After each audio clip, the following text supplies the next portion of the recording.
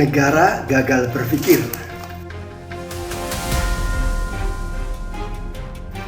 Ketika banjir dan bencana ekologis di Sumatera dan pulau lain terus berulang tanpa perubahan kebijakan dasar, itu bukan lagi musibah, itu kejahatan tata kelola.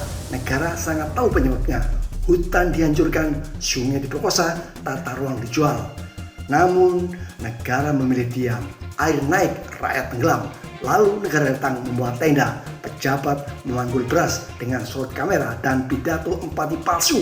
Ini bukan ketidakmampuan, ya, itu bukan ketidakmampuan. Ini pilihan politik. Di tengah kegagalan melindungi lingkungan dan nyawa warganya sendiri, negara justru sibuk mereduksi konsep bela negara menjadi panggung simbolik. Ketika figur tanpa kapasitas strategis diangkat ke dalam program pertahanan berjudul Bela Negara, pesan negara sangat telanjang. Pertahanan bukan soal kompetensi, tapi soal siapa yang berguna untuk citra.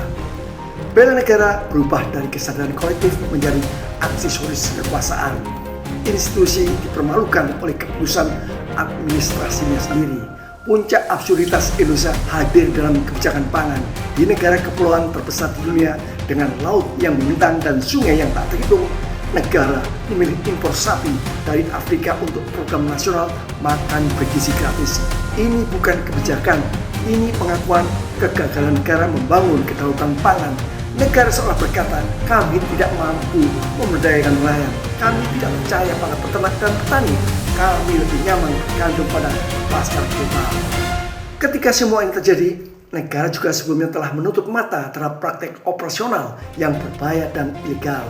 Bandara Morowali misalnya beroperasi tanpa pengawasan reguler, ya, tanpa pengawasan reguler dan tanpa kehadiran negara yang memastikan standar keselamatan, keamanan, dan lingkungan. Bandara yang seharusnya menjadi simbol kemajuan justru menjadi cermin dari kelemahan pengawasan publik dan ketidakpedulian elit. Ketika investasi dan proyek infrastruktur dilegalkan tanpa kontrol, rakyat menjadi pihak yang menanggung risiko, sementara elit tersenyum menikmati proyek pengadaan dan keuntungan sesaat. Keempat fakta di tahun 2025 ini, bencana ekologis yang dibiarkan, bela negara yang dijadikan lelucon, pangan yang diimpor tanpa rasa malu, ditambah dengan infrastruktur strategis yang beroperasi tanpa pengawasan negara, semuanya bukan kebetulan. Ini satu sistem. Sistem di mana negara tidak merencanakan, tidak belajar, dan tidak merasa perlu bertanggung jawab. Negara tidak lagi berpikir sebagai penjaga masa depan, tetapi sebagai manajer krisis jangka pendek. Selama hari ini aman secara politik, kerusakan besok bukan urusan. Rakyat diminta bersabar dan memahami situasi nasional dan global. Sementara elit terus sibuk memproduksi kebijakan tanpa arah.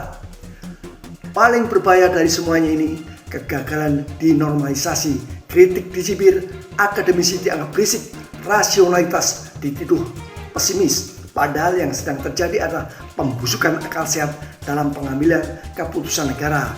Indonesia tidak kekurangan sumber daya alam, manusia, atau pengetahuan. Yang hilang adalah rasa malu kekuasaan.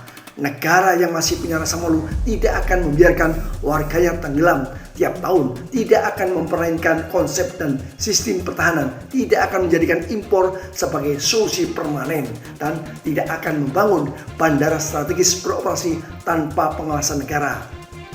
Jika ini dibiarkan terus, jangan lagi menyebut banjir sebagai bencana alam, jangan sebut impor sebagai keniscayaan, jangan sebut kegagalan sebagai nasib, jangan sebut bandara tanpa pengawasan investasi. Sebutlah apa adanya, negara yang berhenti berpikir dan rakyat semesta Indonesia yang dipaksa menanggung akibatnya.